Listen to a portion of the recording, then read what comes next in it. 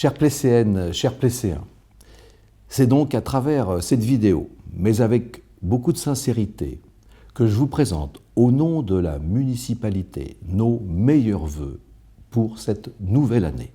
Eu égard au contexte économique et énergétique inédit que nous traversons et à la sobriété que cette situation impose à notre pays, il nous a en effet paru sage de ne pas organiser les vœux. Sachez que je le regrette profondément. Permettez-moi tout d'abord une pensée solidaire pour les plus fragiles d'entre nous, pour les personnes isolées, malades ou touchées par cette crise. Chaque Plécéen doit savoir que la ville sera toujours à ses côtés, chaque fois qu'il en aura besoin. J'ai également une pensée sincère pour les peuples du monde victimes des affres des conflits, pour la jeunesse sacrifiée qui doit lutter pour défendre son pays, et particulièrement pour nos amis ukrainiens. Chers amis, permettez-moi maintenant d'aborder les actions locales réalisées et à mener par mon équipe. Quels beaux projets nous avons concrétisés ensemble pendant l'année qui vient de s'écouler pour embellir notre ville, pour la développer et pour préserver son cadre de vie de haute qualité. Sans énumérer de manière exhaustive les nombreuses réalisations, je retiendrai les plus marquantes. Tout d'abord, la finalisation de la rénovation énergétique de l'école Marbeau qui permet une réduction des consommations d'énergie de l'ordre de 39% et qui est, pour nous, une grande fierté. Alors, tout comme le sont aussi le début des travaux d'agrandissement du bâtiment principal du groupe scolaire du Val-Roger. L'installation également des bâtiments modulaires qui accueillent les classes aux écoles Monet et Salmon. Et je n'oublie pas les nombreux travaux de sécurisation des abords des écoles. Je n'oublie pas, bien sûr, l'inauguration remarquée du potager éducatif municipal, l'organisation du premier forum de la petite enfance et de la parentalité qui est, vous le savez, a rencontré un vif succès. La mise en place d'un quotient familial pour les tarifs de la restauration et du périscolaire.